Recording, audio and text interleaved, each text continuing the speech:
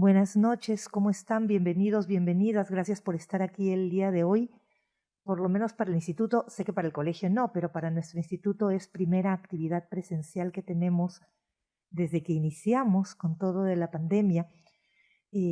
Muchas gracias por estar aquí hoy día. Sé que estamos directores, directoras, coordinadores, docentes de diferentes instituciones e irán llegando los demás en algunos momentos, imagino. Como saben, el día de hoy estamos iniciando 2 conferencias llamadas Colegios y Parroquias Más Seguras, con la presencia de Fray Antonio Carrón de la Orden de los Agustinos. El día de hoy tendremos la conferencia Colegios Más Seguros y el día de mañana en la parroquia Nuestra Señora del Consuelo la conferencia Parroquias Más Seguras. Para iniciar el evento de hoy dejo en el uso de la palabra a Alberto Pool, director de la División de Instituciones Educativas de la Orden de San Agustín. Bueno, buenas noches. Solo quisiera hacer una pequeña corrección aquí antes de empezar. Pertenece a la Orden de los Agustinos Recoletos, para hacer la precisión. Pero bueno, somos casi familia, ¿no es cierto? Estamos ahí. Primero que nada, darles la más cordial y fraterna bienvenida a todos. Por ahí algunas caras conocidas, ya creo que este ambiente educativo es así. A nombre de la comunidad religiosa, del colegio, como de los directivos, también extenderles la bienvenida y esperamos que estén en un ambiente cómodo, tranquilo y que esté a la altura de todo lo que vamos a aprender el día de hoy. Muchas gracias, Alberto. Una precisión también antes de continuar, el evento de hoy y el de mañana lo estamos organizando en conjunto la Orden de San Agustín y el Instituto de Protección al Menor y Personas Vulnerables de la Universidad Antonio Ruiz de Montoya. Les hablaremos un poco más con información sobre ambos al final de la conferencia de hoy día. La idea de este espacio es poder continuar trabajando en construcción de espacios seguros para nuestros niños, niñas y adolescentes. Y el día de hoy nos centraremos en cómo hacer de nuestros colegios lugares más seguros y protectores para ellos y ellas. Por ello contamos, como mencioné hace un momento, con el padre Antonio Carrón. Él es consejero general de la Orden de Agustinos Recoletos, responsable de Educación, Obras Sociales y Comunicación, docente del Safeguarding Institute y ADC de la Pontificia Universidad Gregoriana de Roma, con un diplomado en Safeguarding de la misma universidad, doctor en Filosofía y licenciado en Teología Pastoral por la Universidad de Granada. Entonces, le damos la bienvenida con un fuerte aplauso a Antonio y lo dejo en el uso de la palabra para iniciar la reunión de hoy. Muchas gracias, Dafne, muchas gracias, Alberto, y muchas gracias también a todos por la presencia, gracias a esta casa que nos acoge y también a la Universidad Ruiz Montoya que ha participado en esta organización. Hoy es 1 de agosto. Para los que somos europeos, hoy es el inicio de las vacaciones, así que hoy estoy un poco con sentimientos compartidos, ¿no? Porque hoy toda mi gente está yéndose a la playa, iniciando su periodo vacacional, pero bueno, aquí estamos y por supuesto encantado. Ya había venido estos días para acompañar pues a algunos de los colegios de la Orden de Agustinos Recoletos aquí en Lima para algunas sesiones de formación y ha surgido esta oportunidad, que siempre es una oportunidad muy grata para compartir en definitiva pues aquello a lo cual me estoy dedicando desde hace algunos años y también sobre todo compartir experiencias, porque como acaba de decir Dafne, pues yo estoy pues ahora mismo encargado en nuestra curia general de coordinar pues la labor educativa en los diferentes países donde estamos presentes. Muy buenas tardes. Así que lo que esta tarde pues voy a plantear es, el título era pues Colegios Seguros. Yo creo que en esto muchas veces el planteamiento que se suele hacer es ¿qué pasa? ¿Que es que nuestros colegios no son seguros? ¿Es que no sabemos educar? Cuando precisamente la palabra pedagogía, aquí les presento a Isócrates, es de donde viene pues ese concepto de paideia, que de alguna forma implica ser guías, ser conductores del proceso de crecimiento desde todos los puntos de vista, desde este punto de vista integral. Entonces, de alguna forma, creo que es a veces como una pregunta que muchas veces sale y a veces parece como algo acusatorio. El hecho de decirle especialmente a directivos o a educadores, vamos a hablar de colegios seguros. Y la reacción casi siempre suele ser, algo estamos haciendo mal o me están acusando de algo. Entonces es bueno plantear precisamente este tema y creo que hay que plantearlo pues utilizando el lenguaje.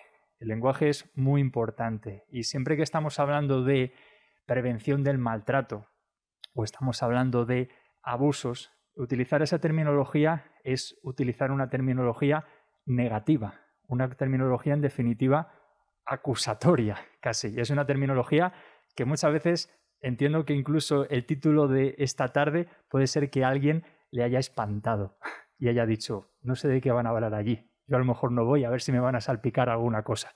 Entonces creo que también el lenguaje, en todo ello, al menos ha sido mi experiencia en estos años, es muy importante a la hora de plantear este tema. Y utilizar un lenguaje pues negativo a veces es hablar de protección, porque hablar de protección es porque estamos haciendo algo mal y hay que hacerlo bien, hay que prevenir de algo. O hablar, por ejemplo, de vulnerabilidades. Es importante hablar de vulnerabilidades y de protección, pero utilizar un lenguaje propositivo y positivo a la hora de presentar este tema es muy importante. Por ello es por lo que, pues ya desde hace tiempo, creo que sobre todo en un marco educativo, es muy importante utilizar este concepto. Y es el que ahora quizás más se está manejando y creo que es además el que más nos puede ayudar sobre todo a transmitir esta idea especialmente a familias y a educadores. ¿Cómo podemos entre todos fomentar una cultura del buen trato? Y esto además me lo estoy poniendo ahora mismo en la perspectiva, por ejemplo, de un directivo que va a hablarle de esto a sus educadores, porque hemos metido muchas veces la pata y hemos organizado talleres y sesiones de este tipo dirigidas a educadores diciéndoles, vamos a plantear un plan de protección del menor para nuestros alumnos. La reacción típica del profesor o la reacción típica del padre es decir, estos creen que estamos haciendo mal nuestro trabajo. Entonces, es muy importante la manera de plantearlo. Y plantearlo de esta manera, además, nos ayuda a tener una doble perspectiva, porque cuando hablamos de colegios seguros o hablamos de fomentar una cultura del buen trato en los entornos educativos, todos estamos envueltos, porque todos de alguna manera somos vulnerables, también los educadores. Esta imagen que seguro que han visto en muchas ocasiones, pues nos refleja precisamente eso, lo que hoy día implica dedicarse a la educación, que no es solo ya pues ponerse en el día a día delante de los alumnos, es muchas veces ser receptor de un montón de cosas, ser receptor de críticas, ser receptor de acusaciones y a veces sentirnos maltratados. Entonces, cuando hablamos en plan global de fomentar una cultura del buen trato, es fomentar una cultura del buen trato entre todos, es fomentar una cultura del buen trato de mayores hacia menores, es fomentar una cultura del buen trato entre iguales, que vamos a hablar ahora un poco de todo ello, todo lo que tiene que ver con situaciones de bullying, todo lo que tiene que ver con situaciones pues, de violencia también en el ámbito familiar, porque de alguna forma nos salpican todas esas cosas también en las instituciones educativas. Y también una cultura del buen trato de menores hacia mayores, porque cuántas situaciones se producen también, pues un poco de maltrato, no solo en los contextos educativos, sino también en los contextos familiares. Una de las cosas más bonitas que yo me he encontrado en estos años, sobre todo con un proyecto que luego les presentaré al final, es alguna familia que me ha dicho, por medio de esto que se ha puesto en marcha, hemos conseguido mejorar las relaciones en casa. Eso es quizás uno de los logros más bonitos. Los que nos movemos con sistemas de gestión de calidad, que lo queremos medir todo y queremos indicadores para todo, pues ese es un indicador fantástico. Que alguien te diga precisamente que ha conseguido mejorar, que las relaciones en casa hayan ido mejor.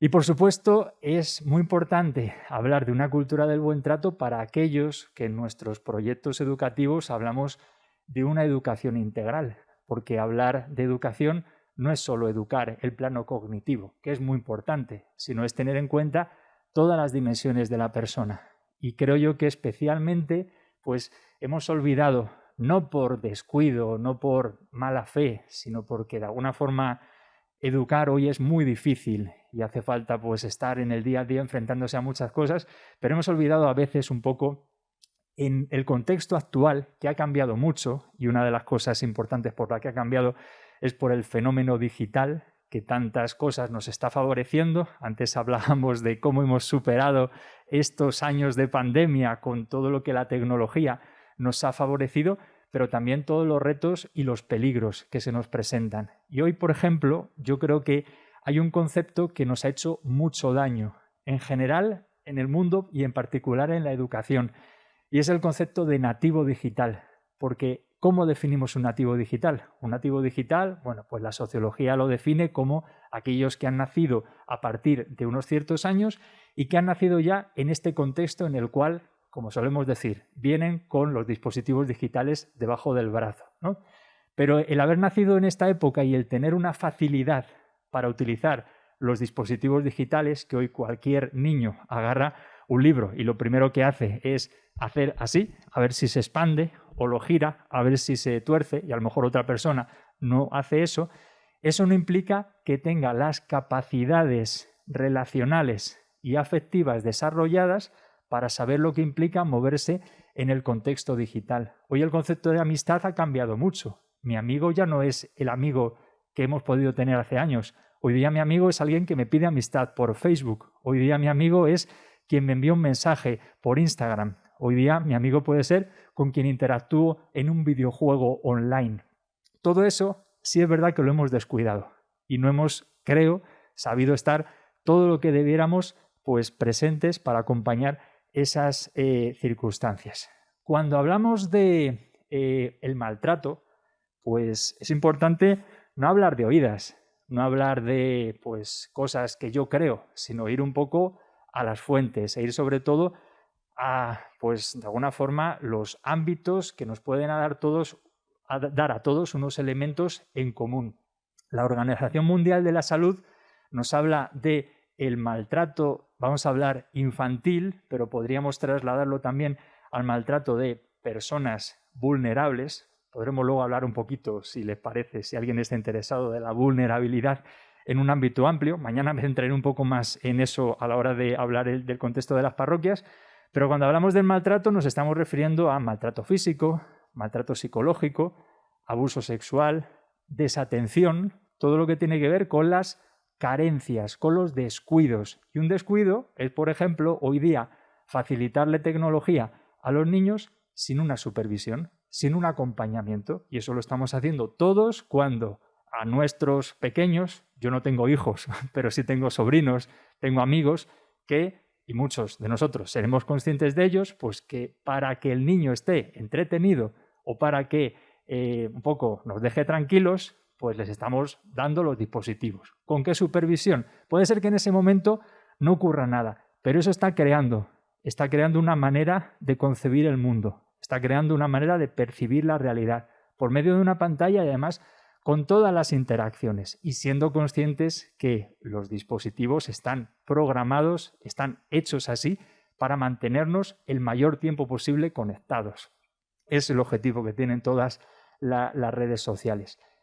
Esa era la definición de maltrato de la Organización Mundial de la Salud.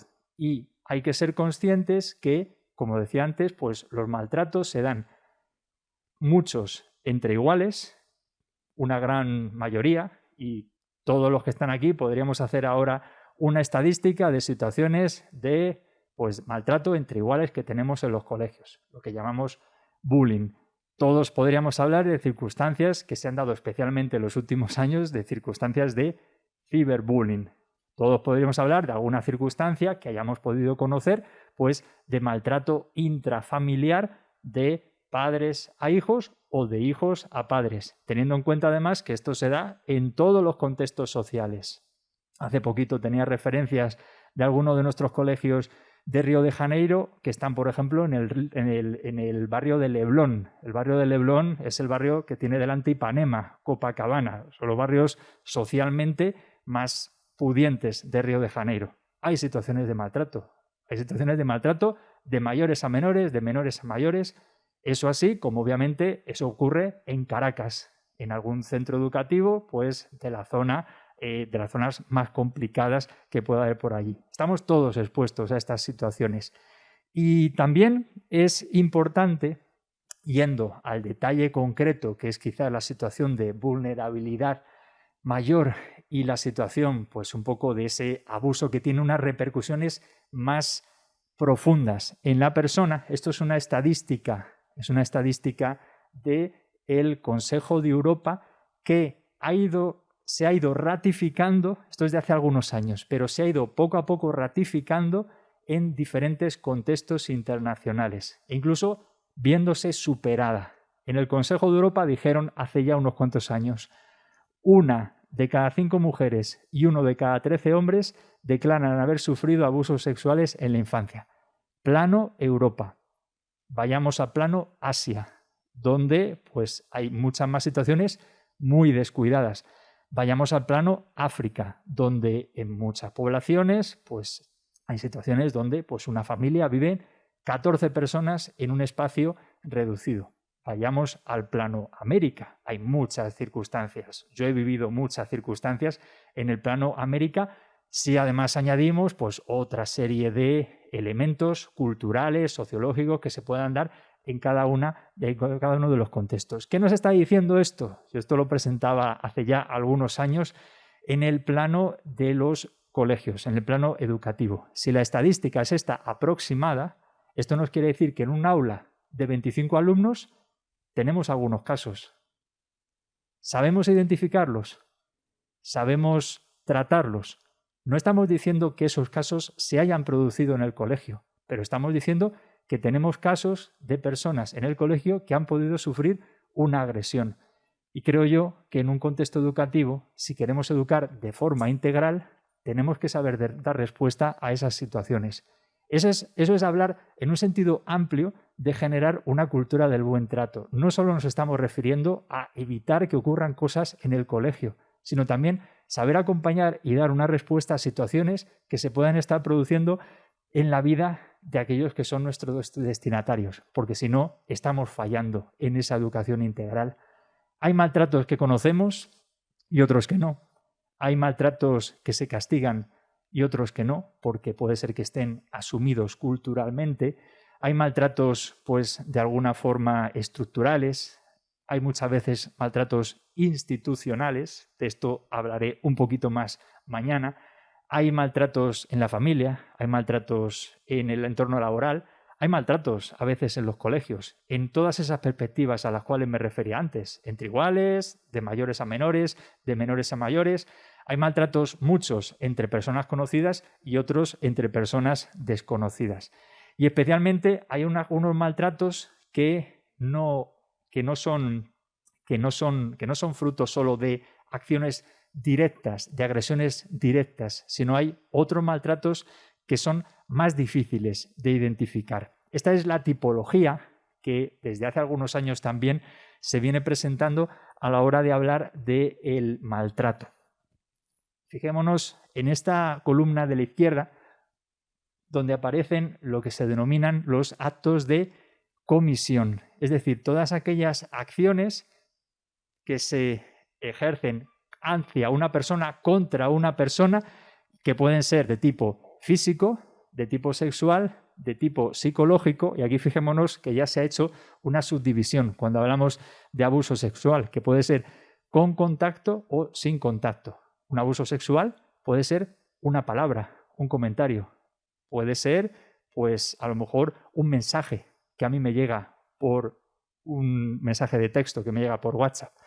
Puede ser, pues, una caricia, puede ser muchas cosas, con contacto o sin contacto. Esto además, hoy día la tecnología nos está permitiendo que sucedan muchas más cosas. El caso más claro es el que se va dando. La primera vez que se vio esto fue sobre todo en el contexto de Filipinas, pero luego yo lo he visto identificado también en otros contextos cercanos del contexto de Latinoamérica, y consistía en que familias con alguna dificultad económica literalmente prostituían a sus hijos de la siguiente manera. Los hijos en una sala ponían una webcam, como cámaras como las que tenemos por aquí, y personas conectadas en streaming desde otras partes del mundo daban instrucciones a los niños o a personas que estaban con ellos para que se produjera allí un abuso.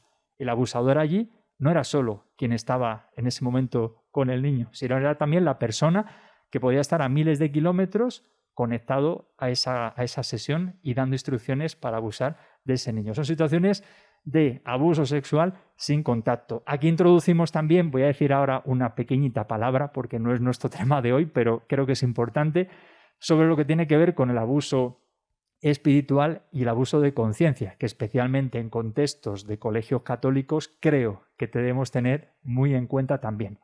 Me paso a la columna de la derecha. Aquí están los que llamamos los actos de omisión, que son todos aquellos actos que suponen fracasos. ¿Fracasos en qué? Pues fracasos en el supervisar, fracasos en el proveer. Pues proveer, por ejemplo, tener descuidos, tener negligencias, ya sea de tipo físico, ya sea de tipo médico, ya sea de tipo educativo. Esto se suele dar pues, en contextos difíciles o, por ejemplo, en contextos de exposición a ambientes violentos. Un contexto de una guerra, pues es un contexto de alguna forma donde se está produciendo una negligencia. Estoy impidiendo que el niño tenga un proceso educativo, pues de alguna forma acorde a lo que está necesitando.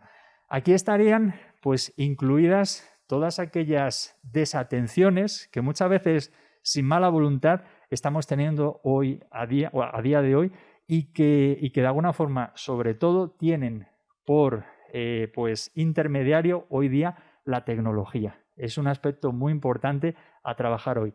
Y, como digo antes, no solo consiste en que se sepa utilizar muy bien los dispositivos, que se aprovechen muy bien los dispositivos, sino en formar de manera afectiva y de manera relacional qué es lo que supone el mundo digital hoy en nuestras vidas. Y eso un nativo digital no lo sabe hacer. Tenemos que formarlo para ello. Una pequeña palabrita sobre lo que tiene que ver en esta forma de, dentro de los actos de comisión, acciones directas que yo ejerzo contra una persona, este apartado que tenemos aquí que digo, sobre todo en instituciones católicas debemos tener presente. El abuso de poder supone, y esto se puede producir en el ámbito laboral, esto se puede producir en el ámbito pues, relacional y, por supuesto, si entramos en el ámbito pues, espiritual, incluso de tipo sacramental, ahí ya directamente me estoy tirando yo las piedras a mí mismo, ¿no? Que a los que nos tendrían que mirar mal es ahora mismo a los que llevamos esto en el cuello, llevamos una correa. Pero de alguna forma el abuso de poder supone exceso en el desempeño de las propias funciones, ya sea de tipo jerárquicas, pastorales o espirituales, estableciendo relaciones que en definitiva son nocivas, son tóxicas, relaciones perversas y forzando a alguien en su conciencia para robustecer el propio poder o la imagen. Esto, el problema que tenemos, y esto en los contextos religiosos y eclesiales, tenemos el caldo de cultivo propio para que este tipo de situaciones se produzcan. ¿Por qué? Pues porque es una delgada línea la que diferencia que yo sea un representante, entre comillas, de Dios, que en alguna situación sacramental lo soy, alter Christus, que nos dice la teología, es muy difícil a veces diferenciar pues cómo yo me comporto y qué imagen tiene la otra persona hacia mí. Y el poder que de alguna forma yo estoy ejerciendo sobre esa persona, la imagen que la otra persona tiene hacia mí, con una pequeña desviación de un lado o del otro, puede generar precisamente esta situación.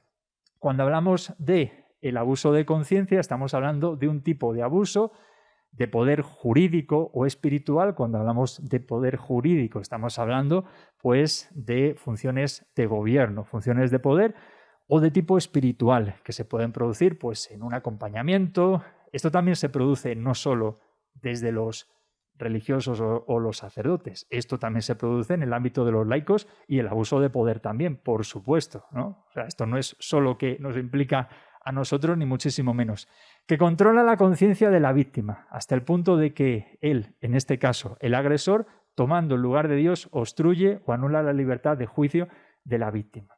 Creo que, dirigiéndome, no conozco a todos los que están hoy aquí, pero entiendo que habrá gente de instituciones religiosas. Creo que esto es un aspecto que debemos tener muy presente. Vuelvo a lo de antes. Y lo de antes es todo ese conjunto de circunstancias que constituyen un maltrato. Se ve poquito, estas imágenes, si alguien está interesado, luego yo se las puedo enviar. Este es un estudio de hace unos años que se ve muy gráficamente. Este de aquí es el espectro del abuso físico. Este de aquí es el espectro del abuso emocional. Este de aquí es el espectro del abuso sexual, el más finito. Y todo este de aquí, que los engloba a todos, es el que constituye los actos de negligencia. Entonces, hoy día, el ámbito donde más maltratos se están produciendo son en los fracasos de supervisión, en el ámbito de las familias y especialmente, creo yo también, en el ámbito de los contextos educativos. La primera escuela que hoy día nuestros niños y adolescentes están teniendo de sexualidad es la pornografía online. ¿Qué cuidado estamos teniendo con esto? ¿Qué educación estamos ofreciendo con respecto a esto? Es una cosa lógica y evidente. Y esto, con indagar un poquito en la vida de nuestros niños, lo sabemos. No me acuerdo si va a aparecer luego porque he cambiado un poquito la presentación esta tarde, pero hay una estadística internacional que dice que el primer acceso al porno que están teniendo los niños es una media internacional a los 8 años. Fijémonos lo que ocurre en la cabeza de un niño de 8 años conforme va creciendo. 8 años, 9 años, 10 años, todos hemos visto niños de 12, 13, 14 con las hormonas saltando por todos los lados. Si yo he empezado a ver contenidos pornográficos con 8 años, lo que quiero hacer conforme voy creciendo es experimentar lo que hemos hecho todos como niños, ¿no? Hemos querido, pues, si estábamos jugando con un coche, desarmar el coche. Si teníamos un perro, pues a veces, a ver si pasa lo mismo con el coche. A lo mejor al pobre perro le hemos hecho alguna raja a ver si se abría como, igual que con el coche. Pues con esto, casi igual, si es que son patrones de crecimiento. Aquí todos los psicólogos que tenemos hoy por aquí nos podrían hablar mucho de esta psicología evolutiva, pero hacia eso va pues la tendencia.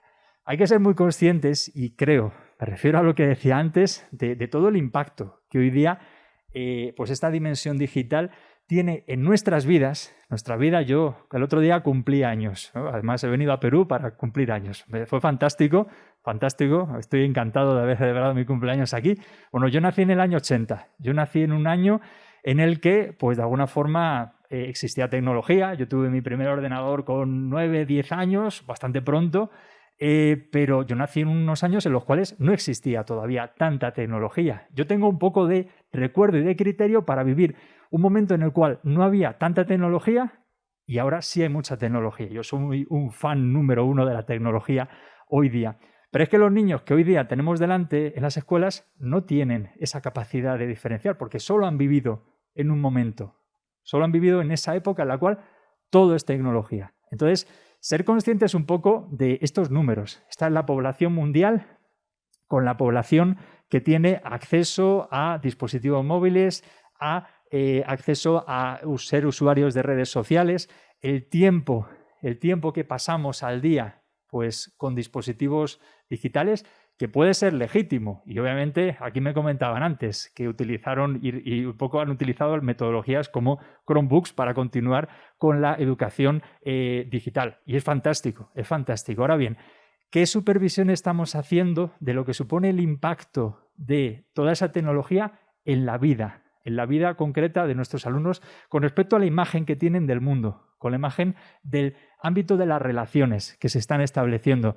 ¿Qué conocimiento tenemos de pues, dónde están, en qué entornos? Yo recuerdo haber descubierto casos de niños que tenían una doble vida, que en su vida, entre comillas, real, eran de una manera y luego tenían un canal de YouTube donde eran otra persona distinta. Y tenían a lo mejor incluso algún canal en la dark web donde eran otra persona completamente distinta. De alguna forma, si queremos educar de forma integral, deberíamos estar atentos también a eso. No solo a la dimensión presencial, cómo vienen nuestros alumnos a clase, si vienen con el uniforme, si vienen bien peinados, si vienen aseados, cada uno con el criterio que ponga, sino cómo son sus comportamientos en el ámbito digital que forma parte ya de nuestras vidas. Hoy día no podemos renunciar ya a nuestra dimensión digital. Es algo que forma parte de nosotros. Incluso hay algunos trámites administrativos que solo se pueden hacer con firma digital, que solo se pueden hacer con un certificado digital. Hoy no podemos renunciar a eso, a no ser que nos metamos en una cueva y no queramos salir de allí. Lo que sí podemos hacer, decidir y educar para ello es de qué manera queremos estar en este mundo digital. Un ejemplo muy claro es el educar en algo tan lógico que es que mueve nuestras vidas, mueve muchas de nuestras vidas, de los que estamos aquí ahora mismo, y es el ámbito de los algoritmos. Los algoritmos hoy día están moviendo nuestras vidas. Hoy cuando entramos en cualquier página web, entramos en cualquier red social, estamos a merced de los algoritmos. Los algoritmos que son esas normas que de alguna forma mueven toda interacción en el ámbito digital. Los algoritmos tienen sus propias leyes. Aquí hay 3 ejemplos. Está muy pequeñito, no pretendo que lo vean, pero todo esto está muy, muy bien documentado. Twitter, por ejemplo, tiene unas reglas para posicionar los contenidos y para que la información que yo veo cuando accedo a mi perfil de Twitter sea una o sea otra. Instagram tiene otra metodología, como tiene también Facebook, como tienen todas las redes sociales. Pongo un ejemplo de cómo se puede educar un poquito esto, porque obviamente si consiguiéramos educarlo todo y pues modificarlo todo, las empresas tecnológicas perderían su negocio. Pero sí podemos educar en esto. Es un caso muy concreto. Todas las redes sociales tienen opciones en sus contenidos. Si yo quiero seleccionar qué contenidos ver más o qué contenidos ver menos, tengo posibilidades de decirle no me interesa este tweet o de alguna forma dejar de seguir a este usuario. Esta es una mínima manera de educar un poco a los algoritmos. Es igual que cuando yo accedo a YouTube y empiezo a ver contenidos. Si accedo con un usuario, si accedo sin un usuario, pues normalmente los contenidos son un poquito más aleatorios. Pero si accedo con un usuario, los vídeos que me van saliendo son los vídeos relacionados con otros vídeos que yo he visto previamente. Pues de alguna forma, una manera de educar los contenidos que yo veo en YouTube, pues consiste en educar en que si yo quiero ver ciertos contenidos, tengo que visitar más ciertos contenidos, ¿no? Si yo quiero ver pues solo gatitos, vídeos de gatitos, pues voy a estar todo el día viendo vídeos de gatitos y solo voy a ver vídeos de gatitos. Si quiero educar para que YouTube sea una herramienta educativa, tengo que ofrecer las pautas con canales que verdaderamente puedan aportar algo. Yo creo que hasta esos niveles deberíamos llegar para poder, como digo, educar de forma integral en un contexto como el actual. Tendríamos otro apartado importante, que es el apartado legal, completamente descuidado. Estas son las normativas a nivel internacional con algunas salvedades en algunos contextos. Hoy día, con 13 años, con menos de 13 años, no se podría tener acceso a ninguna de estas redes sociales. Yo conozco a un montón de niños que tienen perfiles en muchas de estas redes sociales, en TikTok, que tienen pues acceso, pues por supuesto, a YouTube. Hay algunas que no se utilizan tanto, pero de alguna forma hay mucho descuido. Hay mucho descuido y esto es la letra pequeña legal, que claro, le damos a aceptar y no hay ningún tipo de supervisión. Pero vayamos, por ejemplo, a Instagram, vayamos a Facebook, WhatsApp en el contexto actual, aquí en Perú, pues sigue con 14 años. En Europa son 16 años. Un niño con menos de 16 años legalmente no podría tener acceso a WhatsApp sin una supervisión. ¿Cuántos niños conocemos que de alguna forma eso no lo cumplen? ¿Quién está fallando allí? El niño es un menor. ¿Quién es su responsable? Ahí estamos fallando.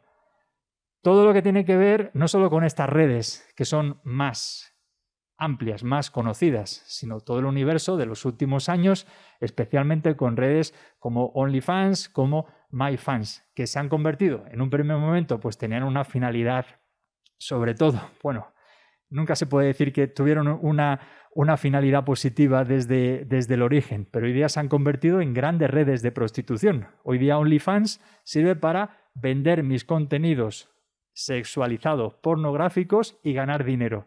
Y además se cobra en dólares. Esto yo lo viví muy de cerca en Venezuela. Venezuela es que esto es una forma muy sencilla y muy buena de ganar dinero fácil, porque yo subo un vídeo, lo monitorizo y gano dinero. hay un montón de niños, de adolescentes vendiendo contenidos en OnlyFans. ¿Qué supervisión estamos teniendo de ello? Y no me refiero a supervisión. Obviamente no podemos convertirnos ahora en perros policía, yendo detrás de toda la gente y teniendo pues machacada a la gente. Pero hay que educar en esto. Hay que educar en qué supone subir un vídeo hoy a Internet. Hay que educar un poco, pues de alguna forma, en qué supone afectivamente, relacionalmente este tipo de cosas. Esto fue lo que ocurrió, por ejemplo, en el tiempo de pandemia, con esta red, con OnlyFans. Vemos un poco el desarrollo casi exponencial que se llevó en ese momento. Hay otras redes que muchas veces no son desconocidas, pero son muy utilizadas por niños y por adolescentes. Discrash, Ask, Clubhouse son algunas de ellas. Ask, por ejemplo, es una red que permite hacer preguntas y dar respuestas de manera anónima.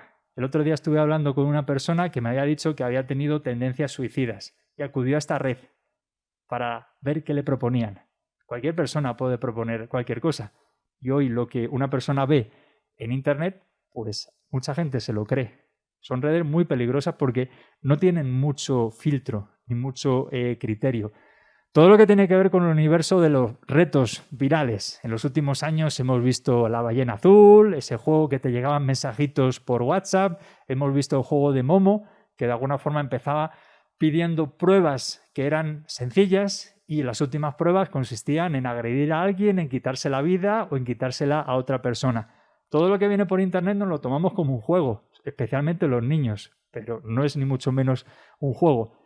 Esto tuvo mucha incidencia en Latinoamérica hace no muchos años. El juego del rompecráneos. Grababa un vídeo haciéndole la zancadilla a un compañero con el objetivo de que pegara con la cabeza en el suelo. Todo eso lo subía. Cuanto más fuerte fuese el golpe en el suelo, mejor. Rompecráneos.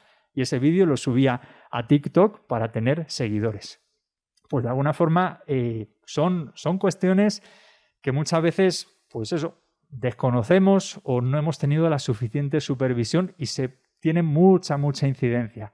Todo lo que tiene que ver con lo que supone pues el mundo de YouTube, sobre todo relacionado con los influencers. Una de las cosas que a día de hoy creo como educadores más debiéramos conocer es quiénes son los influencers de nuestros alumnos, de nuestros hijos, porque les puedo asegurar, no estoy descubriendo nada, que cualquier cosa que digan, estos son algunos de los influencers del contexto hispanoparlante, en el ámbito de YouTube, en el ámbito de Instagram, cualquier cosa que cualquiera de estas personas le diga a cualquiera de nuestros niños y adolescentes tiene mucho más impacto que obviamente lo que le digan sus padres o lo que le digan sus profesores.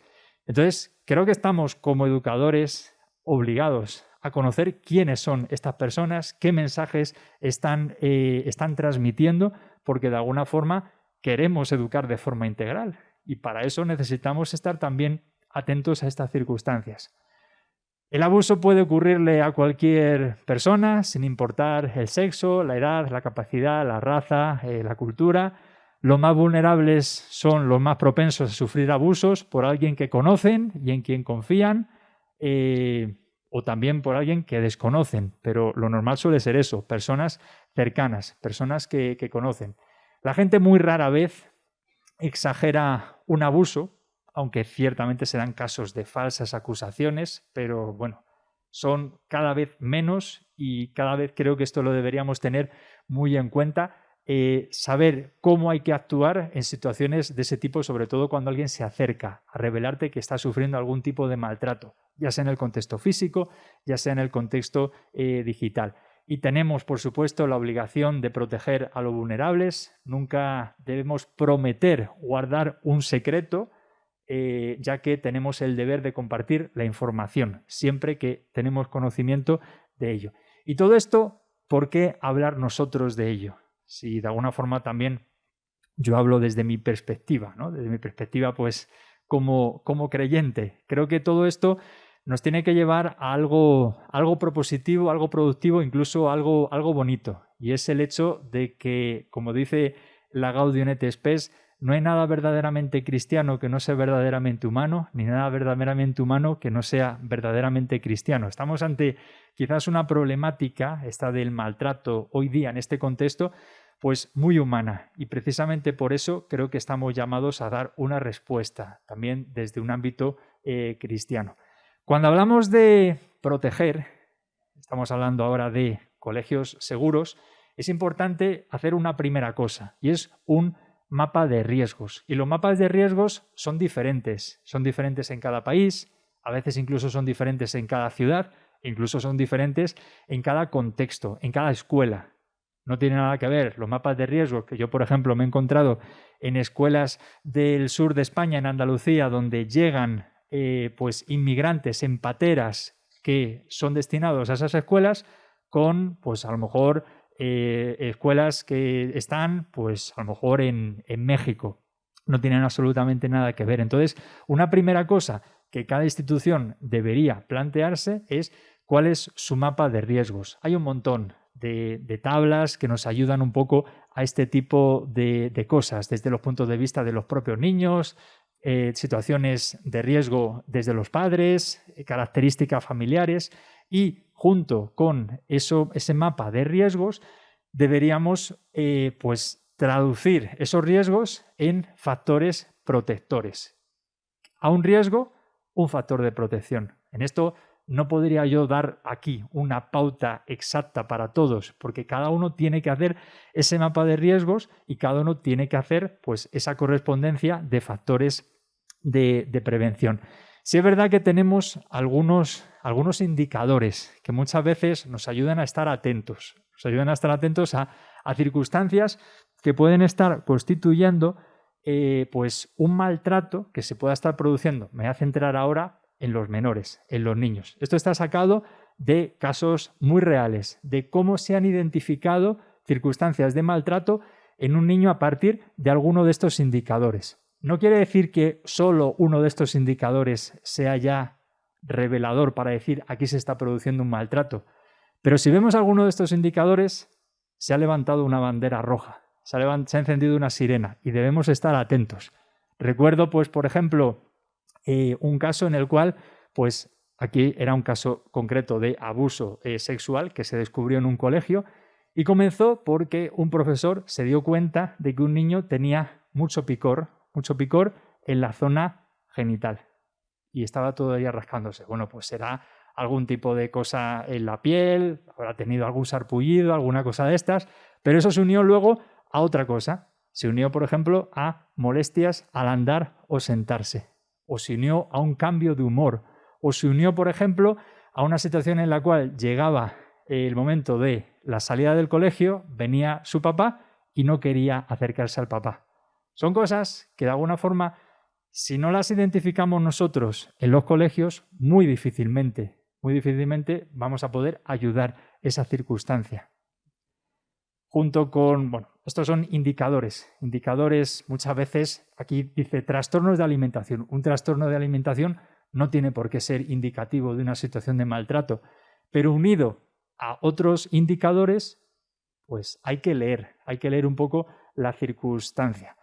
Muchas veces el tema de los maltratos pues son muy difíciles de revelar y especialmente desde la perspectiva de los niños, pues estas son algunas de las razones por las que para un niño es muy difícil, para un niño o para una persona más mayor pero vulnerable que ha sufrido un maltrato. Pues puede ser porque han sido amenazados, porque se creen que los van a separar de sus seres queridos, porque temen las represalias que vayan a tener con respecto al agresor, si sobre todo es alguien cercano o de su familia. También hay muchas razones por las cuales alguien que ha visto el maltrato no quiere decir nada. Si, por ejemplo, es en un entorno laboral, pues lo primero es, si yo digo algo, de aquí me echan, ¿no? Está en juego mi trabajo. Puede ser, pues, que pues, no se sabe qué procedimientos seguir. Puede ser que hayamos intentado hacer algo en otra ocasión y haya habido una represalia ante ello. Entonces, yo me echo para atrás. Entonces, por eso es por lo que es muy importante tener esos protocolos claros y saber sobre todo a quién acudir, en qué momento y qué hacer. Las claves que de alguna forma hay que tener en cuenta para superar estos obstáculos, pues son, en primer lugar, que los niños sean educados sobre sus derechos para que sepan la diferencia entre el comportamiento aceptable y el comportamiento que no es aceptable.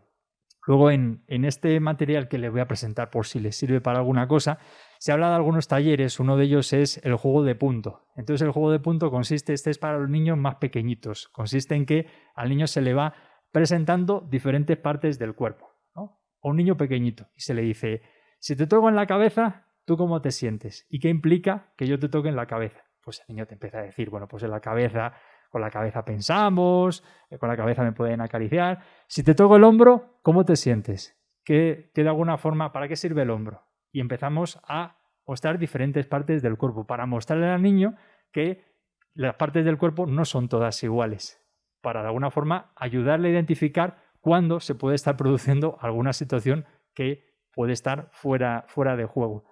Los niños deben saber a quién acudir cuando necesitan consejo o apoyo o cuando quieren informar de un problema. Los niños siempre deben ser creídos. Me refiero, siempre, obviamente hay que investigar un poco. Recuerda que un caso, un padre de un niño de 3 años vino a denunciar un abuso físico que había recibido de otro compañero de 3 años. Consistía en que le había empujado en el patio. Sepamos a qué nos estamos refiriendo cuando hablamos de un abuso, que ya parece que todo, ¿no? Hay últimamente una línea que habla de abusar de los abusos, ¿no? Y es que hay que equilibrar un poco la balanza.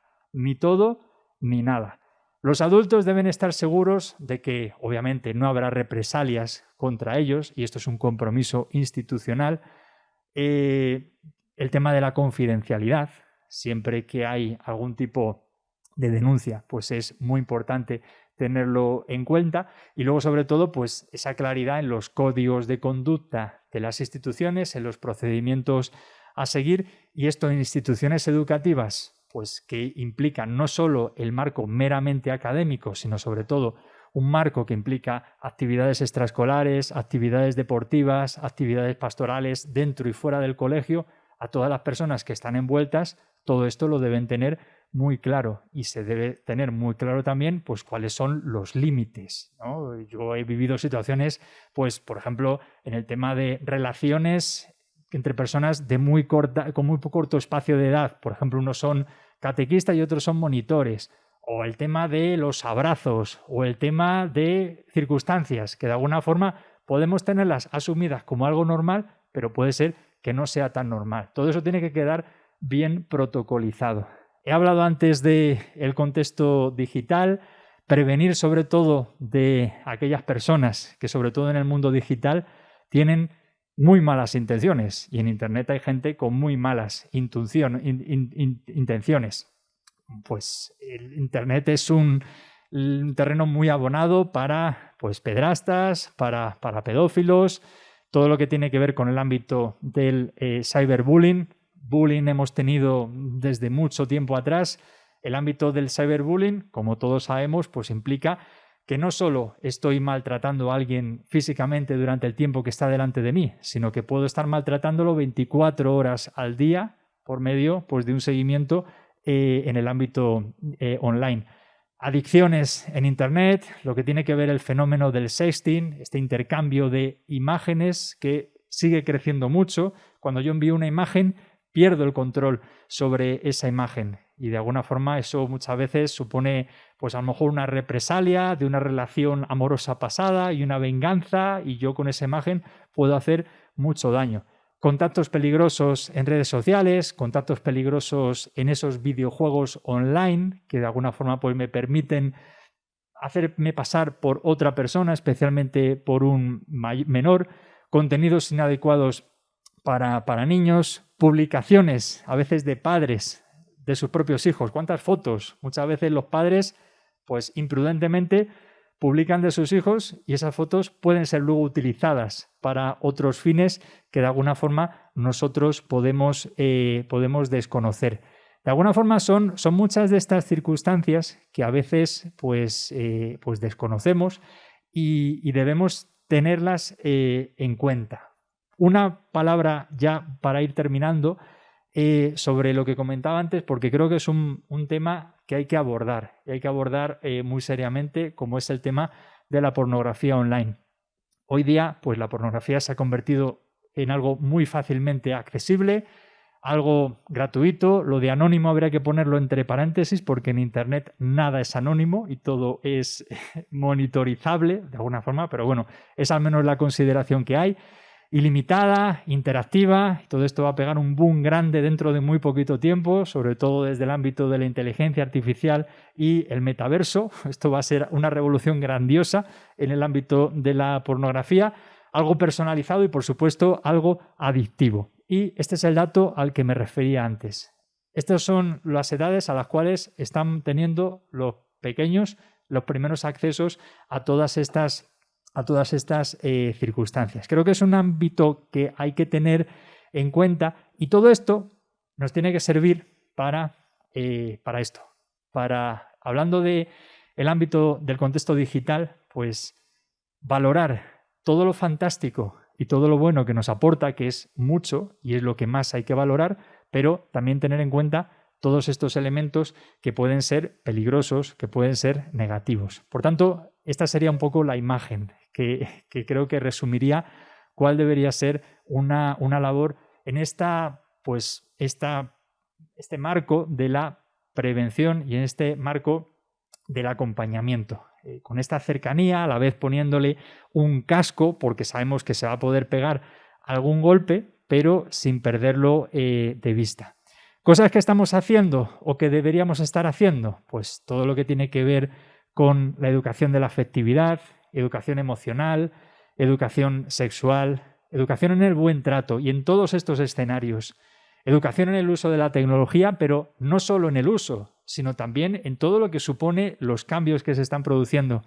Todo esto vincularlo, creo, también desde una identidad cristiana, pues con los valores cristianos, dar a conocer a los menores y a las personas que trabajan con ellos las personas de referencia. Creo que debe haber personas de referencia en una institución educativa a las cuales acudir, a quiénes acudir para pues, denunciar una situación, cómo atender esas situaciones que se puedan estar produciendo.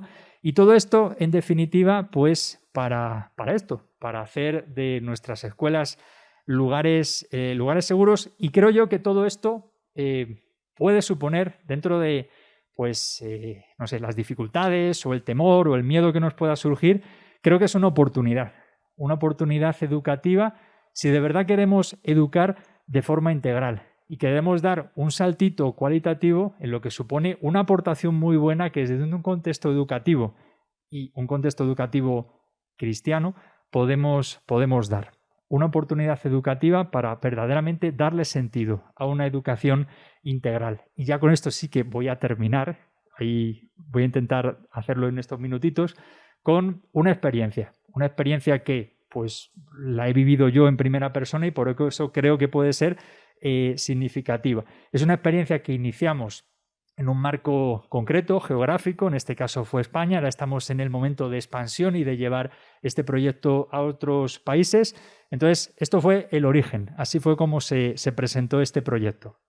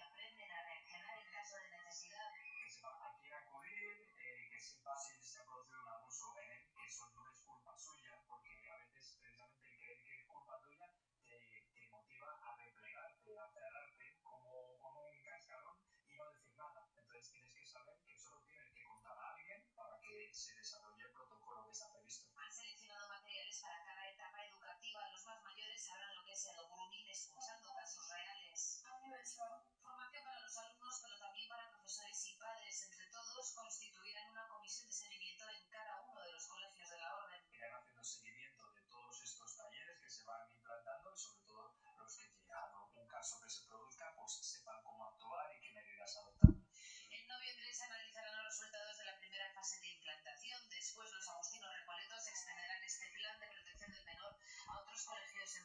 otros países del mundo. Bueno, como digo, esto es de hace 4 o 5 años. Más o menos, esto ha ido evolucionando. Aquí está cómo se desarrolla este itinerario formativo. Es este. Me he traído por aquí un ejemplar.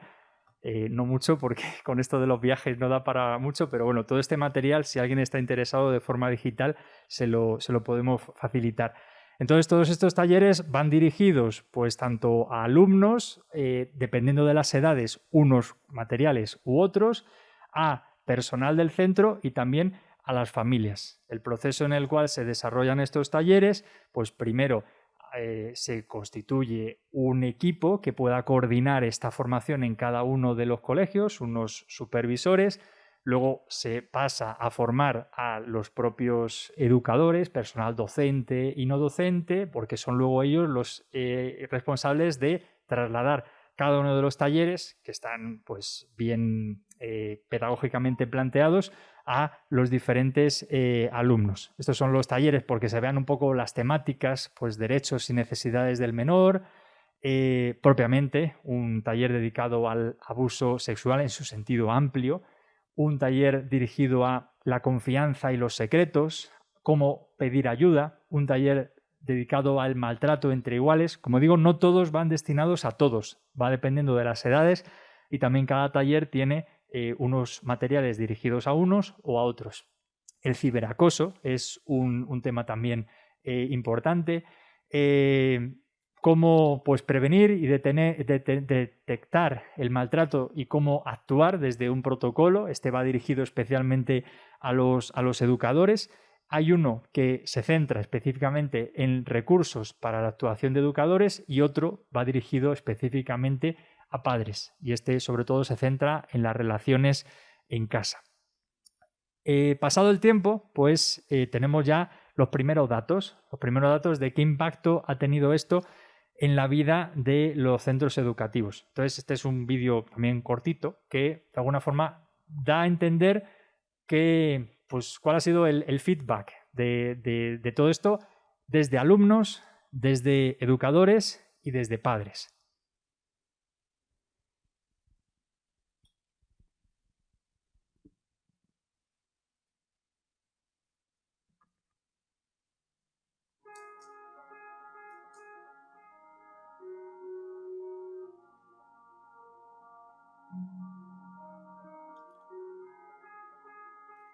Constitucional al acoso.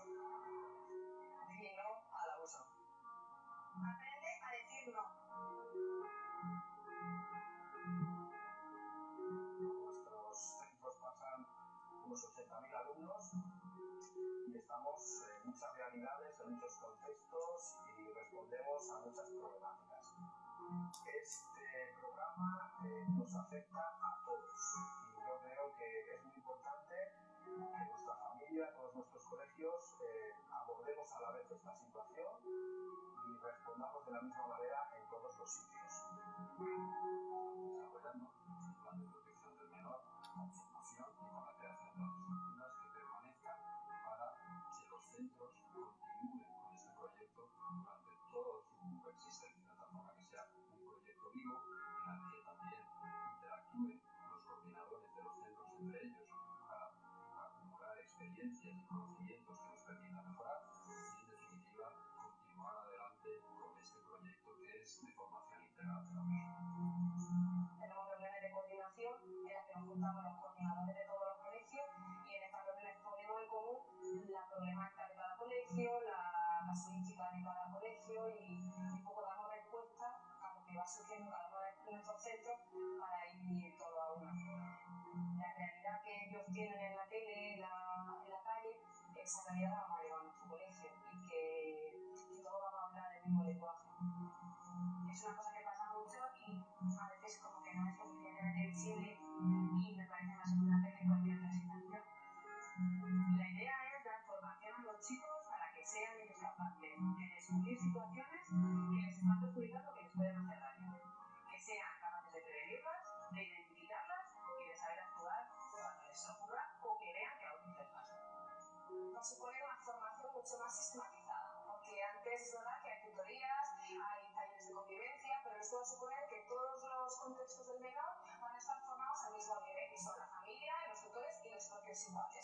y además van a estar formados para poder llevar a cabo una serie de protocolos, ¿no? Llevar a cabo una serie de acciones. Van a saber identificar mejor y van a saber sobre todo responder mejor ante una petición de ayuda, ya sea por un tema de abuso sexual, de violencia física, de acoso escolar o problemas graves de convivencia para los que también tenemos que saber dar una respuesta. Porque creo que sería una situación complicada si tiene una red de apoyo fuerte, pues va a ser mucho más fácil que lo comunique y que sea ayudado y pueda salir de esa situación. Fuera el acoso, y no al maltrato, y no al maltrato, no al maltrato, no al droga. No es un programa temporal, sino que viene para quedarse. Se va a instaurar en el colegio de forma continua a través de todo el plan de acción tutorial del Departamento de Orientación. ¿Para qué? Para que este ambiente se haya para siempre en nuestros colegios. La visión de toda la comunidad es muy importante. No solamente la visión del profesor, sino la visión también de los padres que están en contacto con el niño, la visión del personal no docente y también la visión del niño, que es el sujeto de todo este plan. Yo entiendo este tipo de proyectos como una red formada con muchos elementos. Cuanto más elementos forme la red, más fuerte es y más efectiva. Y las personas que están en contacto con nuestros hijos estén juntos en este proyecto, que estén remando la misma canoa, y si no es una tranquilidad para saber que están más cercanos y que van a estar alerta en caso de un problema. Claro, tenemos que participar. Todos tenemos que implicarnos. Todos tenemos que implicarnos. Si nos implicamos todos, nos protegeremos mejor. Desde Arcores tenemos como lema mover corazones y transformar vidas. Con este proyecto queremos hacer nuestra aportación a la sociedad, al mundo, precisamente de esta manera, moviendo corazones, transformando vidas por un mundo mejor.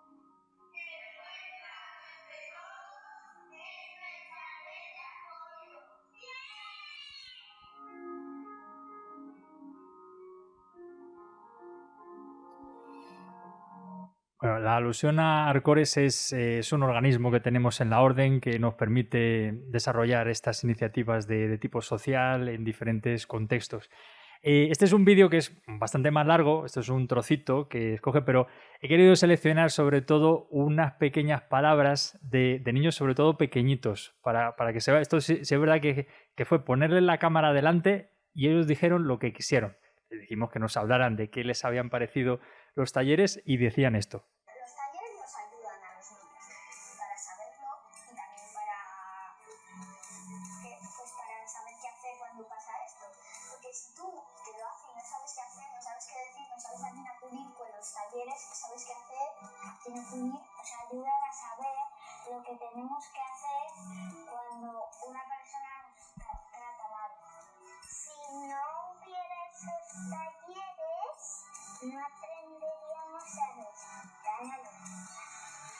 El saber cómo comportarnos ante una situación que tengamos un problema y saber ayudar a los demás, que es una de las partes más importantes de esta sociedad, aparte de saber cómo actuar contigo mismo, cómo actuar con los problemas de los demás para ayudar. Eso nos enseña cómo identificar los abusos, cómo actuar en situaciones de abuso o cómo ayudar a compañeros, amigos o familiares que están siendo víctimas de un abuso. No es no. Bueno, es gracioso identificar los diferentes acentos. Ahí hay gente de Andalucía, hay gente del norte, entonces cada uno habla con su tonalidad. Simplemente por tener también una idea de qué recursos se utilizan con los educadores. Entonces, sobre todo se trabaja con casuísticas que son muy reales y que de alguna forma ayudan. Entonces, se plantean, por ejemplo, casos como este. Es un caso más largo, entonces con estos materiales es con los que se trabaja con los educadores. Pedro es profesor de literatura en cuarto de secundaria. Tiene un grupo de estudiantes con los que ha establecido una buena comunicación y hay buen ambiente entre ellos. Les encarga que escriban un trabajo sobre sus recuerdos de la infancia utilizando como marco de referencia la Convención de los Derechos del Niño. Una de sus alumnas escribe sobre la pérdida de su padre cuando tenía 8 años y cómo su madre un tiempo después inició una nueva relación y se casó. La alumna describe con pelos y señales cómo han transcurrido los últimos años de su vida en los que su padrastro abusa sexualmente de ella. Pedro, extremadamente alarmado, por la redacción, decide hablar directamente con la alumna, quien no se muestra muy abierta y está más bien avergonzada. Y tiene miedo de que si Pedro hace algo, su madre no lo crea y las cosas se pongan peor en casa, porque su padrastro a veces se pone violento y le pide a Pedro que por favor no haga ni diga nada porque solo empeoraría las cosas. Pedro ha recibido recientemente algunos cursillos de formación del centro sobre temas relacionados con el abuso y sabe que anunciaron hace meses que iba a haber un protocolo, pero no está seguro de qué hacer, así que decide no hacer nada por ahora, pero estará pendiente de la estudiante. Y a partir de aquí, de esa situación, se plantean una serie de preguntas.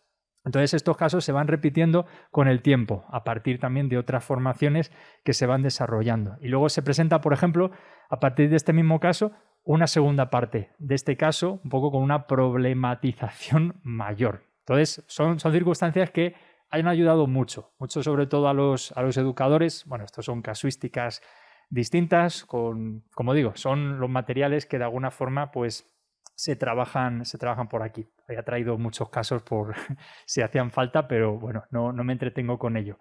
Recursos que para esto pueden ayudar. Si nos proponemos formar a nuestra gente, a nuestros educadores, a las familias, pues recursos hay un montón y cada vez más. Y creo que está siendo algo muy bonito que cada vez, pues en el contexto internacional, a nivel americano también, pues nos estemos motivando unos a otros para esto.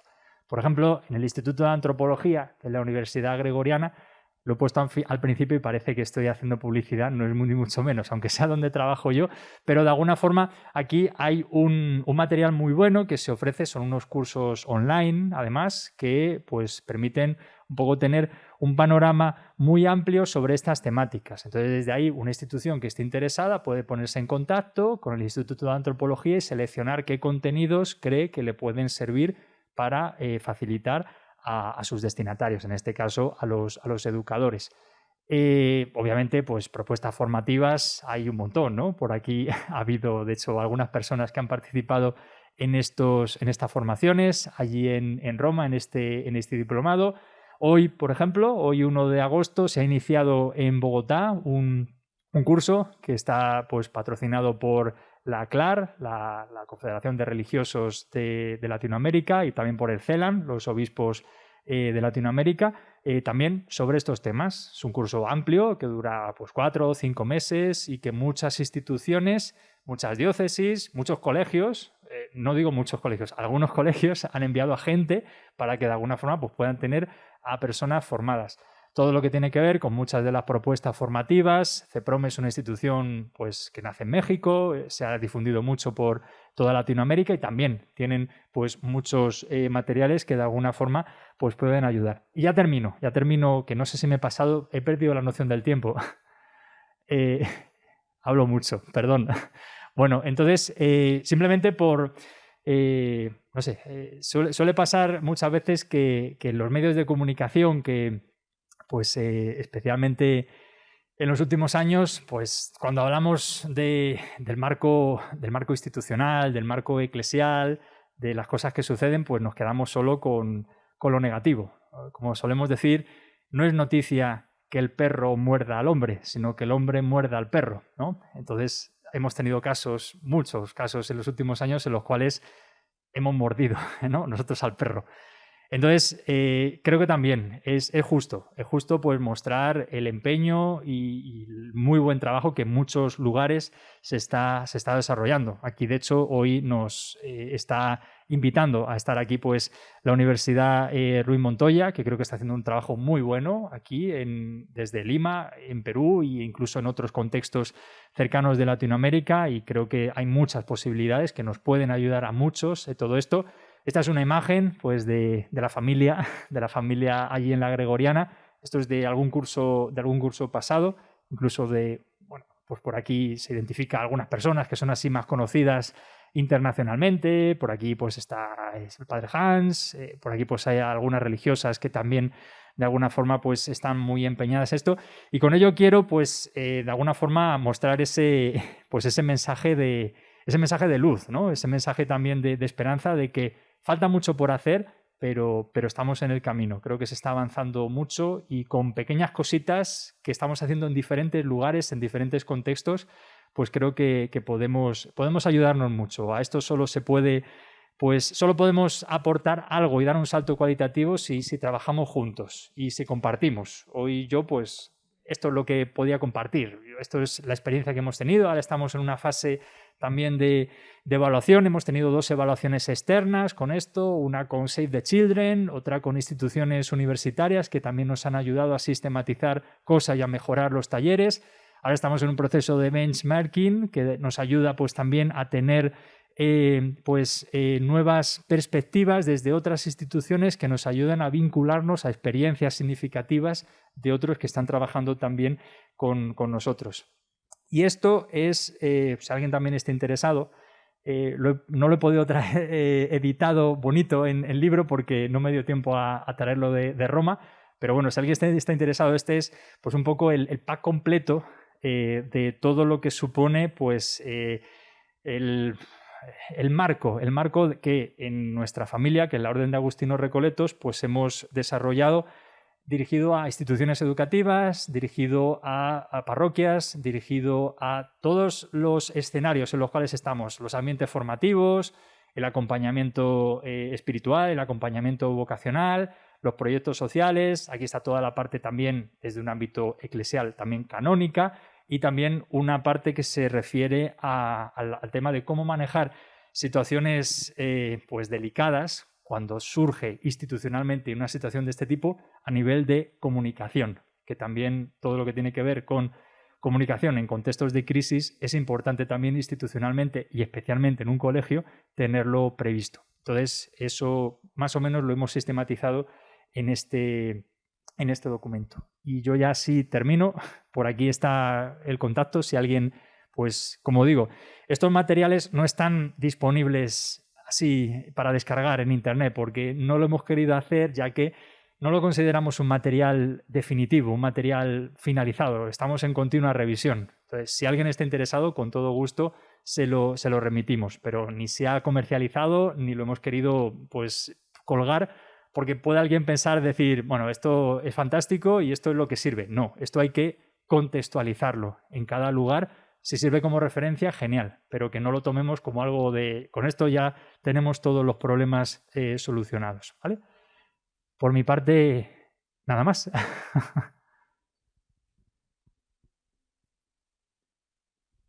Muchísimas gracias por esta muy interesante ponencia. Le agradecemos a Antonio con un aplauso. Y lo que vamos a hacer ahora es trabajar en grupos. Entonces, imagino que todo esto que nos ha ido comentando Antonio, que va desde los riesgos en el Internet, cómo generar espacios asociados a cultura de cuidado, cómo implicar a todos los miembros de la comunidad educativa en esto, nos ha resonado de alguna manera y nos genera ideas, preguntas, cuestionamientos. Entonces vamos a discutir esto en pequeños grupos. Vamos a reunirnos en grupos de 5 o 6 personas, con las personas con las que estemos más cerca, y vamos a tener unos 15 a 20 minutos para compartir lo que nos ha resonado y las ideas que nos han surgido a partir de esta ponencia. Al final, como grupo, hagamos una pregunta. Y esa pregunta, Gaby, que está atrás, nos va a ayudar a recogerla en unos 15 a 20 minutos para poder conversarla con Antonio en plenaria. Entonces, la idea es que compartamos las ideas y resonancias que hemos tenido a partir de la ponencia y generemos como grupo una pregunta. Podemos movernos en este espacio como queramos, hagamos grupos de 5, máximo 6 personas. Adelante, por favor.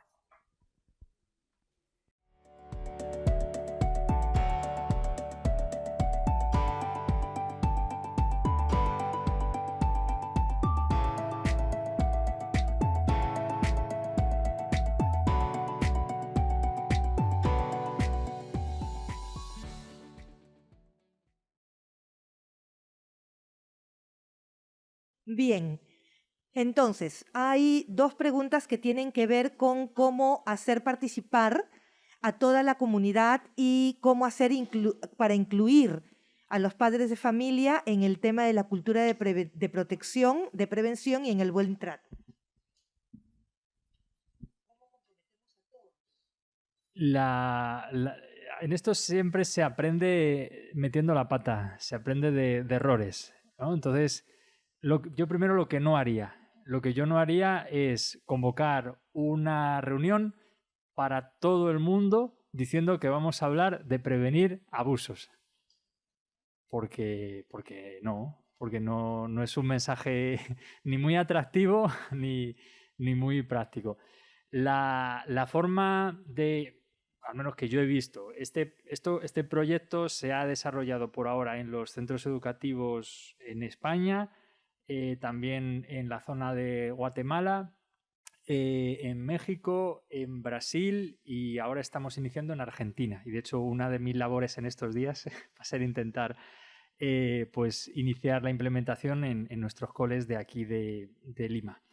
Entonces, como ha funcionado más, ha sido con, primero, una formación a los docentes, a los educadores. Previo a todo esto, en cada colegio se seleccionó algunas personas, en algunos se identificó pues las personas de los departamentos de orientación o alguna persona que se veía que pudiera tener una sensibilidad buena para ello, y con esa gente se estuvo aproximadamente un año de formación. En nuestro caso se utilizaron algunos de esos recursos de algunas de estas instituciones que mostraba antes, algunas cosas online, otras presenciales, eso durante un año. Después de eso, con esas personas se empezó a formar a los educadores y sobre todo se les empezó a formar en problemáticas que ellos tenían en el día a día, ¿no? Pues, oye, ¿cuáles son las dificultades de convivencia que tenéis? ¿Cuáles son, pues, un poco los cuestionamientos que os surgen? ¿Cuáles son las casuísticas que habéis tenido? Y a partir de ahí, un poco, pues se le empezó a dar forma a partir, pues, más o menos un año entero de formaciones de diferentes aspectos con los educadores. Y una vez estaba hecho eso, en reuniones no convocadas de forma general, sino en reuniones convocadas por los tutores, imagino que aquí también hay tutores de grupo, tutores de clase, cada tutor de clase convocaba a sus padres de familia, no en una convocatoria general, porque de alguna forma uno se siente más implicado si quien me convoca es el tutor, la tutora de mi hijo concreto, que si me convoca pues para una reunión amplia de todo ello. Esa ha sido un poquito la forma en la que en varios sitios ha funcionado. Y nuevamente con los padres no pongamos ese título, sino demos respuesta a dificultades. Por ejemplo, empezar hablando de pues, problemáticas que se producen con el uso de la tecnología en casa, pues es algo que responde a muchas de las dificultades que a veces existen en casa. O el tema de la resolución de conflictos en casa. A partir de ahí, pues más como un poco atrayendo a la gente. Una vez está eso, pues en este caso nosotros teníamos ya todo el plan elaborado. Entonces se presentó y dijimos en aquel momento, pues todo esto no solo queremos que sean estas sesiones concretas, sino que queremos presentaros un plan que quiere ser integral, que quiere ser global, y de esa manera un poquito que se comentaba antes. De esa forma ha ido un poco calando y poco a poco ha sido algo que se ha ido integrando. Como se decía también en el vídeo, esto no consiste en dedicar un año, centrarnos en un año a todo esto, sino en convertir esto en algo transversal y que quede impregnado en el proyecto educativo del colegio. Entonces, luego esto hay que, pues, cada año innovar con las problemáticas que van surgiendo. Por ejemplo, pues en algún colegio se han identificado problemáticas con el tema de los videojuegos. Lo único que estamos acostumbrados todos a hacer en los colegios, pues talleres concretos, actividades concretas. Lo interesante es integrarlo todo dentro de un plan con unos objetivos concretos y luego, pues al final siempre evaluar para ver qué impacto ha tenido y qué acogida ha tenido en todo ello. O sea, como digo, ha sido una manera concreta de cómo se ha ido desarrollando el tema y ha funcionado. Nos preguntan en este contexto de pospandemia, el retorno a lo presencial, con todas las circunstancias que esto implica de recursos de los padres, de niveles de ansiedad de los docentes, con la necesidad de reintegrarnos a la situación presencial, etcétera, ¿cuáles serían las mejores estrategias o herramientas para hacer más efectiva la red de buen trato y el abordaje de los casos? Pues precisamente yo creo que ahora lo que yo empezaría en este momento pues con mucha cuestión de emocional, ¿no? Hay muchos temas que en este programa tiene que ver con lo afectivo y con lo emocional. Entonces yo creo que hay que empezar siempre con cosas que den respuesta a problemáticas concretas que se estén produciendo en ese momento y a partir de ahí vincularlo con otros aspectos. Una cosa, lo que he comentado antes, ha sido como hay que buscar como llaves de entrada para presentar todo el proyecto. Presentar todo el proyecto desde el principio puede ser para alguien muy invasivo, pero empezar por problemáticas concretas, llámese tema de la tecnología, llámese tema ahora pues de las dificultades. Antes comentábamos en el ratito que hemos estado antes, pues qué sé yo, niños que su primera experiencia en el colegio ha sido la pandemia. Niños que la primera persona que han visto en el colegio ha sido a un astronauta con una máscara delante, con gafas, con guantes, que parecía que iban a entrar en el quirófano. Entonces hay que empezar por ahí, que eso es buen trato también, un poco contextualizar dónde estamos, el tema relacional, que no estoy diciendo nada nuevo, que eso es educar de forma integral, pero de alguna manera dentro, en conectándolo con otros elementos que forman parte de un proyecto global, ¿no? de buen trato. O sea, que buen trato no es solo prevenir el maltrato, no es solo prevenir el abuso, no es solo identificar abusos, sino es también cómo podemos, está muy vinculado con un plan de convivencia, pero va un poquito más allá, porque integra muchas más dimensiones que a veces no están integradas en un plan de convivencia. El objetivo final sería cómo integramos todas estas cosas también en algo que ya tengamos. En todos los colegios seguramente tenemos pues, planes de convivencia, tenemos proyectos de mejora en el tema relacional, pues es ampliarlo un poco más, integrando muchas de estas casuísticas que tenemos. El tema de las vulnerabilidades, el tema de los maltratos, el tema de los abusos, pues ¿qué les voy a decir? Yo es que me dedico ahora a esto y soy muy consciente, imagino que Dafne también, que atiende aquí a gente, que vivimos en contextos de violencia, de maltrato, pero así. Lo que pasa es que ahí es un tabú, hay silencios, hay formas de ocultarlo, pero que estamos en un mundo de maltrato, pero en las familias, en los entornos, en todo eso. Entonces, un proyecto de este tipo, ¿qué suele suponer? Pues suele suponer que cuando a alguien les presentas, este es el perfil de una situación de maltrato. Mucha gente se ve reflejada ahí. Entonces se abre la caja de Pandora y empieza a salir gente, pues a mí me ha pasado eso, a mí me ha pasado eso, a mí me ha pasado eso. Hay que estar preparados para reaccionar ante todo esto. Entonces, de alguna forma, ahí viene también esas pautas para tratar este tipo de situaciones que muchas veces no estamos acostumbrados a ello en los contextos donde nos movemos.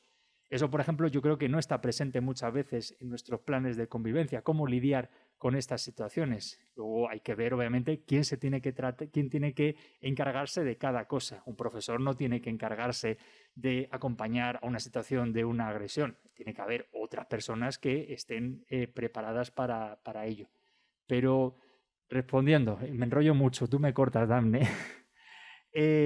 A día de hoy, yo creo que lo que habría que empezar sería identificando. Lo que decía antes, mapa de riesgos que es en definitiva un mapa de vulnerabilidades que hoy podamos tener, porque estamos hablando de buen trato en un sentido amplio, en el ámbito relacional, en el ámbito afectivo, en el ámbito sexual. Preguntémonos, yo se lo pregunto a mis directores en muchas partes del mundo, ¿qué plan de educación afectivo-sexual tenemos en el colegio? Yo no sé si aquí está, a lo mejor aquí está resuelto, pero yo en las visitas que hago a los colegios es una cosa, ¿quién trata eso? ¿Y de qué manera se trata? Y es que es un tema clave hoy, por lo que he mostrado aquí, que es un dato casi sociológicamente exacto. El tema del acceso hoy a lo que supone una relación afectiva, una relación sexual, que en nuestra escuela es la pornografía online. ¿Qué es eso? Entonces, ¿cómo estamos atendiendo esas situaciones? Todo eso hay que integrarlo en estos elementos. Perdón, nos preguntan también ¿Cómo serían los elementos para formar una cultura del buen trato? ¿Cuáles, perdón, serían los elementos para formar una cultura del buen trato? Pues yo creo que hablando en un contexto de instituciones cristianas, yo no sé si todos los que están aquí son de centros educativos cristianos o no, que es fenomenal, ¿eh? Que aquí estamos hablando de forma amplia, pero yo creo que, vamos, los elementos de buen trato están definidos en la Carta de los Derechos del Niño, en ese plano.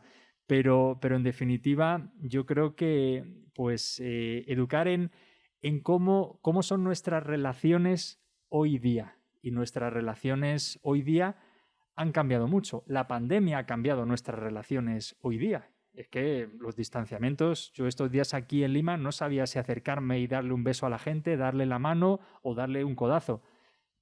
Son cosas que debemos tener en cuenta y sobre todo a los que se han incorporado al mundo en estos años es que no saben cómo relacionarse en ese ámbito. Eso, por ejemplo, es un elemento de buen trato. Otra pieza clave, yo creo, insisto mucho en ello, pero es que creo que es fundamental, es nuestra relación con el mundo digital, en el cual todos estamos inmersos. Y como he dicho antes, no vale con saber utilizar la tecnología. Lo que realmente vale es qué incidencia tiene la tecnología en mi vida y cómo me muevo yo en ese universo tecnológico. Y luego, pues, también ofrecer pautas dentro de lo que se pueda, pues para los entornos no solo estrictamente académicos, sino también los entornos de casa. Creo que eso también ayuda mucho. Y bueno, podemos decir, yo me tengo que encargar solo de lo que ocurre en el contexto colegio. Bueno, si nos planteamos verdaderamente ofrecer una educación para la vida, ¿no? Educar para la vida y ofrecer pautas para el mundo de hoy, creo que también tenemos que abrir la perspectiva de que no solo nuestra labor está aquí, sino que tenemos que llegar a la familia, ¿no? Creo que es algo que como educadores, si tenemos ese concepto al que me refería desde el inicio de paideia de Isócrates, ese acompañamiento tiene que implicar también eso. Lo he dicho así de forma muy salteada, pero creo que serían algunas ideas que nos podrían ayudar. Gracias. Nos preguntan si el programa que están implementando en los colegios de protección tiene planteado trabajar con el Estado en algún momento y si esto puede implicar que se impartan charlas también en colegios nacionales o es un programa que está hecho solo para los colegios de los agustinos. Ha habido en algunos países interés de instituciones bien locales o bien regionales por este programa, porque de alguna forma sí ha descendido mucho. En muchas de las propuestas que hay, pues se habla de protocolos, se habla de formaciones, pero esto es una cosa que aterriza desde abajo, desde la base. Entonces, por posibilidades todas las que se quiera, no hay ningún problema, ¿no? Incluso este es un material muy abierto, por así decirlo. Uno puede tener una identidad católica, es una identidad, y otro puede tener otro tipo de identidad en ese sentido, pero que sí, yo creo que no habría ningún problema y por nuestra parte no habría ninguna dificultad en también compartirlo e incluso acompañar pues algún centro educativo que estuviera interesado en esto.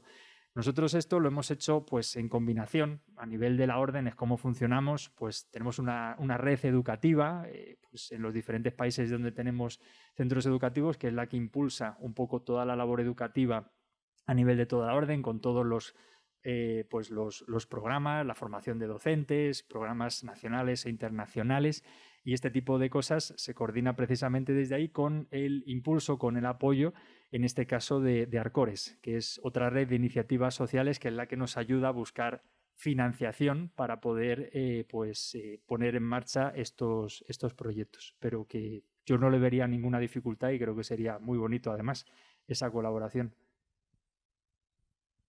Finalmente preguntan qué medidas de prevención pueden tomar los docentes en casos de situaciones de agresión. Entiendo que es en situaciones de agresión hacia el propio docente o que identifican una situación de agresión en el contexto.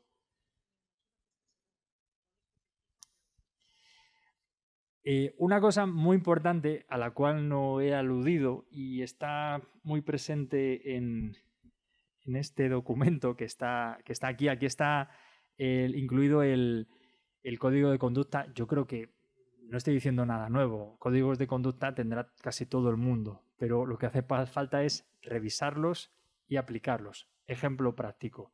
¿Qué supervisión se tiene? En algunos casos me consta que sí, y mucha. Pero ¿qué supervisión se tiene de la comunicación que están teniendo los educadores con los alumnos por medio de plataformas digitales, correos electrónicos? ¿Qué supervisión se tiene? Pues a veces de los espacios donde se puedan reunir educadores y los alumnos.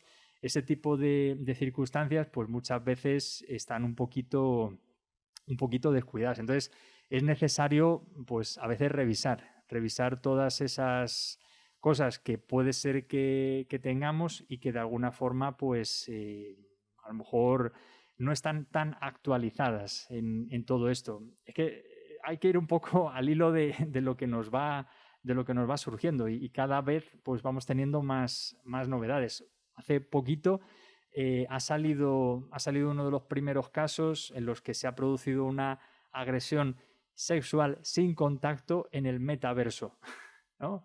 Dice uno, wow, ¿y cómo puede ser ya esto? Estamos teniendo ya situaciones de ese tipo. Yo recuerdo haber identificado pues, situaciones de bullying por medio de un chat de un libro digital dentro de una plataforma digital de una editorial. ¿Cómo se va a identificar esa circunstancia? Es que es muy difícil un poco estar pendiente de tantas cosas.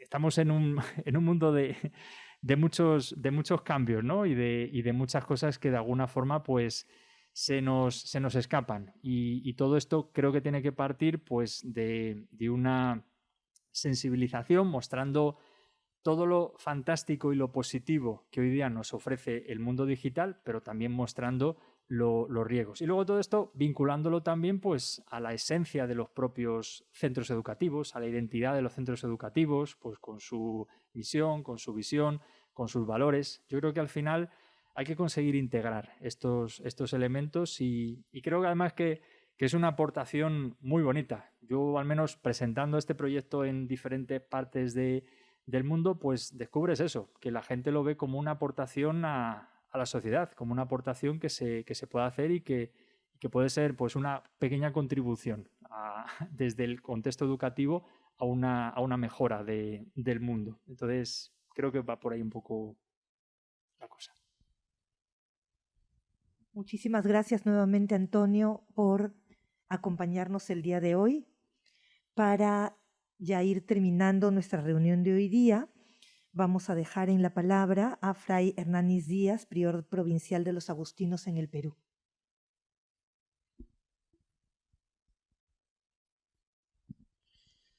En primer lugar, gracias a todos, a Antonio por esta intervención clara, sencilla y a la vez creo que con muchas decisiones que tenemos que tomar. Y sobre todo los que en algún momento hemos pasado por colegios, no solamente como alumnos, sino que también gestionándolos, nos damos cuenta que hay una realidad que está más allá, en cuanto a que hay cosas nuevas que nos surgen.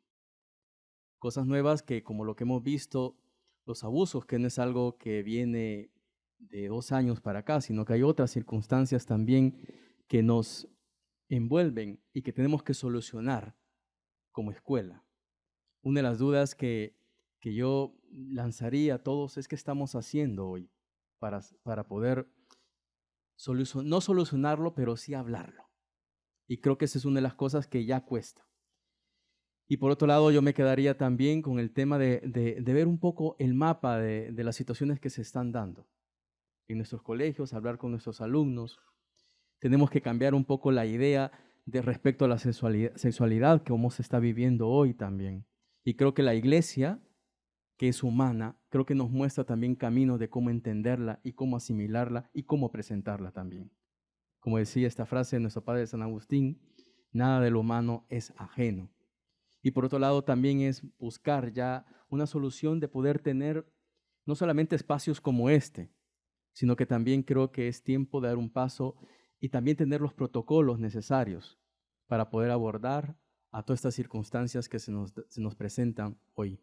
De verdad que para mí es una alegría poder compartir esta experiencia. Dafne, ¿no? Antonio, gracias de verdad por todo este aporte y creo que nos deja con el corazón un poco con esa necesidad de hacer algo. Y creo que con eso nos tenemos que ir todos juntos. Gracias y buenas noches. Muchas gracias, Fray Hernández. Para irnos, queremos compartir un ratito con ustedes alguna información del Instituto de Protección al Menor de la Ruiz de Montoya, que es un instituto muy jovencito. Tenemos 1 año y medio más o menos de formados, pero estamos teniendo una serie de actividades. Gaby, te agradecería si me ayudas a pasar las diapositivas. Entonces, nuestro objetivo como instituto es promover espacios de prevención y de cuidado y de protección para niños, niñas, adolescentes y personas en situación de vulnerabilidad. Y esto lo hacemos, entre otras cosas, a través de formaciones. Entonces, tenemos charlas virtuales. Estas charlas son gratuitas a lo largo de todo el año, de manera virtual. En octubre tendremos, ya ahora les explico por qué en septiembre no vamos a tener, pero en octubre tendremos uno sobre trauma y resiliencia, entender el trauma en la situación de abusos y cómo la resiliencia puede ayudar a superar ese trauma. En noviembre tendremos una sobre primeros auxilios psicológicos a víctimas, que si bien está dirigido a psicólogos y psicólogas, creo que es importante que todos los que trabajamos con personas en situación de vulnerabilidad o con niños y niñas tengamos algún conocimiento general sobre esto. Como han estado en la charla de hoy y se han inscrito, por sus correos electrónicos les iremos haciendo llegar las invitaciones a estos eventos. También tenemos cursos de extensión. En este agosto tendremos el curso Arte y Juego como herramientas para el acompañamiento para niños y niñas, que es un curso que busca reflexionar sobre cómo lo lúdico y lo artístico nos ayuda a conectarnos de otra forma con los niños y las niñas para poder acompañarlos en sus procesos de crecimiento. Y el curso, el siguiente, porfa, Construyendo una iglesia más segura, que empieza en octubre, que es un curso introductorio al tema de la comprensión del abuso sexual, de los procesos del abuso sexual contra niños y niñas y la prevención del abuso sexual. Y en septiembre tendremos un evento grande, por eso es que no tendremos seminario virtual en septiembre, que se llama Los procesos de investigación sobre abuso sexual en la iglesia, que está más dirigido a personas que trabajan recibiendo denuncias o que están en colegios y diferentes instituciones, son los encargados de recibir a alguna víctima y de atender alguna denuncia. Esto se va a dar el 14, 15 y 16 de septiembre con un grupo grande de especialistas, pero el principal es Monseñor Jordi Bertomeu, no el principal, el que va a estar a cargo de más actividades es Monseñor Jordi Bertomeu, oficial de la Congregación para la Doctrina de la Fe. Tenemos otras actividades que tienen, siguiente por fin, otras actividades que tienen que ver con diagnósticos de la situación de riesgo y asesorías para identificar riesgos y factores de protección en diferentes instituciones, con programas formativos adaptados a las instituciones y asesorías para la creación e implementación de protocolos de prevención. Entonces, cualquier cosa que necesiten de nosotros, la universidad ha creado el instituto para ponerlo al servicio de la iglesia y al servicio de la sociedad civil para enfrentar el tema de los abusos que, como bien ha señalado Antonio y como nosotros sabemos, es tan difícil y tan fuerte y tan generalizado en nuestro país. Muchísimas gracias de nuevo por estar aquí el día de hoy. El día de mañana no imagino que estarán inscritas algunas en la reunión sobre parroquias más seguras, que contará también con la presencia y la conferencia de Antonio Carrón. Entonces, muchas gracias nuevamente y buenas noches.